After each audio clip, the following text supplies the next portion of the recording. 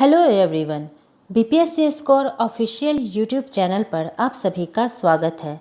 BPSC score Facebook group के माध्यम से 67वीं सिविल सेवा प्रारंभिक परीक्षा तथा सीडीपीओ की प्रारंभिक परीक्षा हेतु प्रतिदिन महत्वपूर्ण जीएस प्रश्न दिए जा रहे हैं। इसी क्रम को आगे बढ़ाते हुए हम सेट 66 का उत्तर व्याख्या सहित देखेंगे। सेट 66 में प्राचीन, मध्यकालीन तथा आधुनिक भारत का इतिहास तथा करंट अफेयर्स के कुल 20 प्रश्न हैं। आइए सेट 66 का उत्तर देखते हैं। प्रश्न 1, जैन धर्म की शिक्षाओं का संकलन कितने अंगों में किया गया है? इसका सही उत्तर है ऑप्शन ए 12। जैन धर्म की शिक्षाओं का संकलन 12 अंगों में किया गया है। प्रश्न 2, भद्रबाहु द्वारा रचित कल्पसूत्र किस भाषा में लिखी गई है? इसका सही उत्तर है ऑप्शन डी संस्कृत भाषा। भद्रबाहु द्वारा रचित कल्पसूत्र संस्कृत भाषा में लिखी गई है।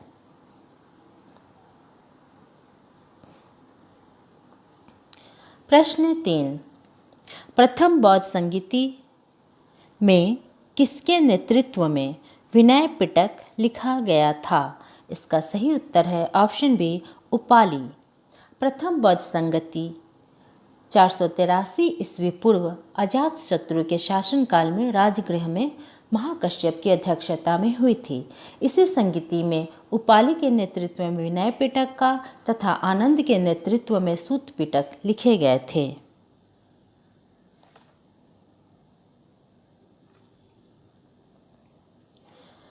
प्रश्न 4, निम्नलिखित में से कौन सही सुमेलित नहीं है? इसका सही उत्तर है ऑप्शन ए उपर्युक्त में से कोई नहीं। दिए गए सभी विकल्प सही सुमेलित हैं। चेदी महाजनपद में वर्तमान बुंदेलखंड का क्षेत्र शामिल था और शक्तिमती इसकी राजधानी थी। अस्मक दक्षिण भारत में अवस्थित एकमात्र महाजनपद था।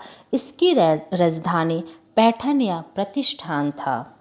मल्ल एक गणतंत्र महाजनपद था जो आधुनिक गोरखपुर एवं देवरिया जिले में अवस्थित था। कुशावती यहाँ की राजधानी थी। मत्स्य महाजनपद का विस्तार आधुनिक राजस्थान के कुछ क्षेत्रों में था। इसकी राजधानी विराटनगर थी। प्रश्न 5, निम्नलिखित में से किस शासक के समय में सोने के सिक्के अशरफी कहलाते थे? इसका सही उत्तर है ऑप्शन डी शेरशाह के समय। शेरशाह के समय सोने के सिक्के अशरफी कहलाते थे।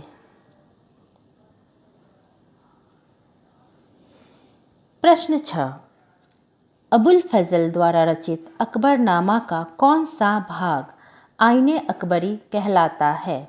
इसका सही उत्तर है ऑप्शन सी तीसरा भाग। अबुल फजल द्वारा रचित अकबरनामा का तीसरा भाग आईने अकबरी कहलाता है। यह अकबर के शासनकाल का सरकारी गजट माना जाता है।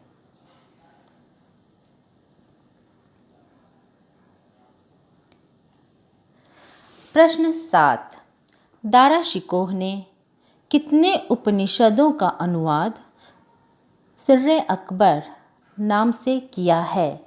इसका सही उत्तर है ऑप्शन बी 52 उपनिषद। दारा शिकोह ने 52 उपनिषदों का अनुवाद सिर्रे अकबर के नाम से किया है। दारा शिकोह संस्कृत, अरबी और फारसी का विद्वान था। उसने अनेक पुस्तकों का फारसी में अनुवाद करवाया है।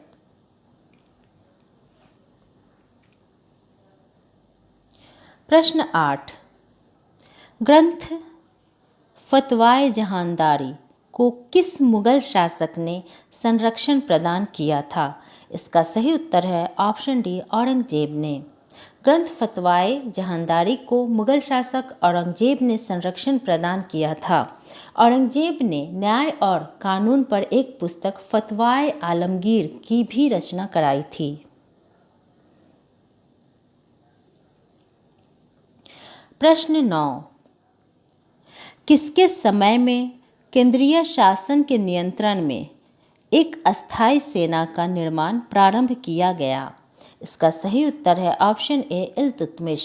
इल्तुतमिश के समय में केंद्रीय शासन के नियंत्रण में एक अस्थायी सेना का निर्माण प्रारंभ किया गया था।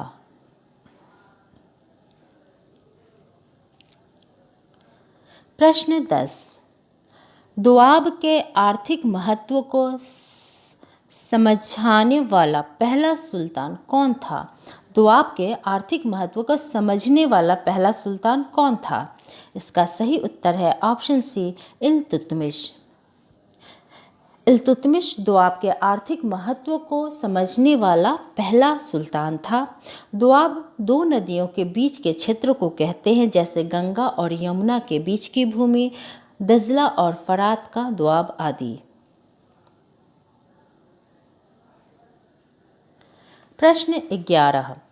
1957 में प्रकाशित पुस्तक 1857 निम्न में से किसके द्वारा लिखी गई है? इसका सही उत्तर है option A Surendranath Sen, SN Sen. 1857 के भारतीय स्वाधीनता आंदोलन के सरकारी इतिहासकार सुरेंद्रनाथ सेन थे, जिनकी पुस्तक 1857 1957 में प्रकाशित हुई थी।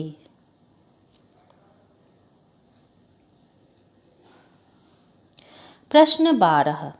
निम्नलिखित में से किसने 1857 की क्रांति को एक षड्यंत्र की संज्ञा दी है? इसका सही उत्तर है ऑप्शन ए उपर्युक्त में से एक से अधिक। सर जेम्स आउट्रम और W टेलर ने 1857 की क्रांति को एक षड्यंत्र की संज्ञा दी है।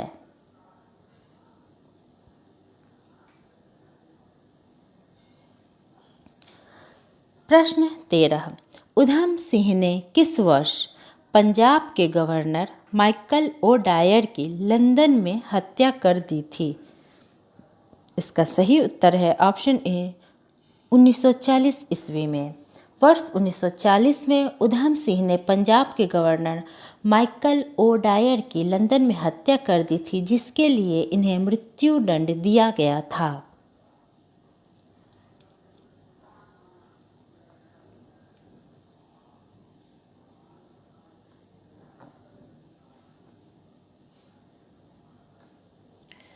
प्रश्न 14। किस वर्ष ब्रह्म समाज में पहली फूट पड़ी थी? इसका सही उत्तर है ऑप्शन डी 1865 ईस्वी में। वर्ष 1865 में ब्रह्म समाज में पहली फूट उस वक्त पड़ी जब देवेंद्र नाथ के समूह से केशव चंद्र सेन का समूह टूटकर अलग हो गया और उसने भारतीय ब्रह्म समाज अथवा नव विधान का नाम धारण कर लिया।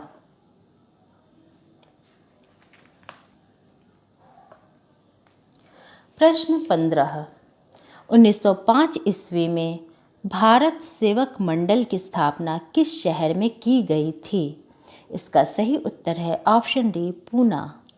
1905 ईस्वी में पूना में गोपाल कृष्ण गोखले ने भारत सेवक मंडल की स्थापना की थी, जिसका उद्देश्य भारत सेवा के लिए प्रचारक तैयार करना तथा संवैधानिक रूप से भारतीय जनता के सच्चे हितों को प्रोत्साहन देना था।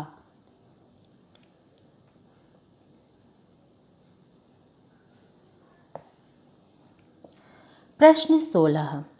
भारत के किस राज्य में रिन्यू पावर से 250 मेगावाट की सौर ऊर्जा परियोजना शुरू की गई है? इसका सही उत्तर है ऑप्शन ए राजस्थान में। राजस्थान राज्य में रिन्यू पावर से 250 मेगावाट की सौर परियोजना शुरू की गई है। यह सौर परियोजना राजस्थान के लोहारकी गांव में स्थापित की गई है। रिन्यू पावर से 250 मेगावाट की यह सौर परियोजना प्रति वर्ष 35 करोड़ यूनिट बिजली पैदा करने में सक्षम होगी, जो कुल 756 एकड़ की भूमि पर स्थापित की गई है। इस सौर परियोजना के स्थापित होने के बाद हर साल 3.34 लाख टन कार्बन उत्सर्जन में कमी आएगी।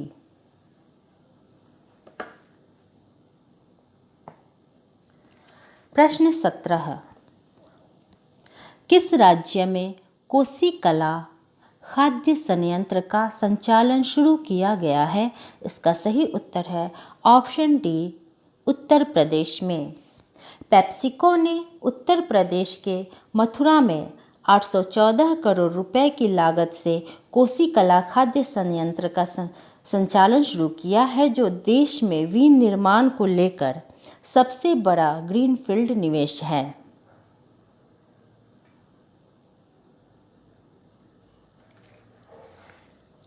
प्रश्न 18, दुबई में आयोजित होने वाले अंतर्राष्ट्रीय सहयोग सम्मेलन दुबई वर्ल्ड एक्सपो में शामिल होने वाला भारत का एकमात्र राज्य कौन सा है? इसका सही उत्तर है ऑप्शन बी, राजस्थान। दुबई में आयोजित होने वाले अंतर्राष्ट्रीय सहयोग सम्मेलन दुबई वर्ल्ड एक्सपो में शामिल होने वाला भारत का एकमात्र राज्य राजस्थान है।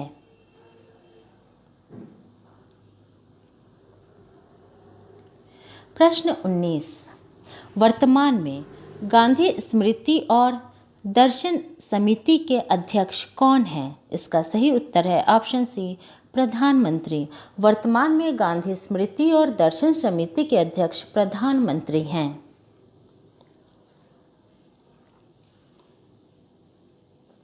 प्रश्न 20, प्रतिवर्ष 9 सितंबर को विश्व इलेक्ट्रिक वाहन दिवस मनाया जाता है। इस दिवस को पहली बार कब मनाया गया था? इसका सही उत्तर है ऑप्शन बी, वर्ष 2020 में। 9 सितंबर को विश्व स्तर पर विश्व इलेक्ट्रिक वाहन दिवस मनाया गया। इस दिवस को पहली बार वर्ष 2020 में मनाया गया था।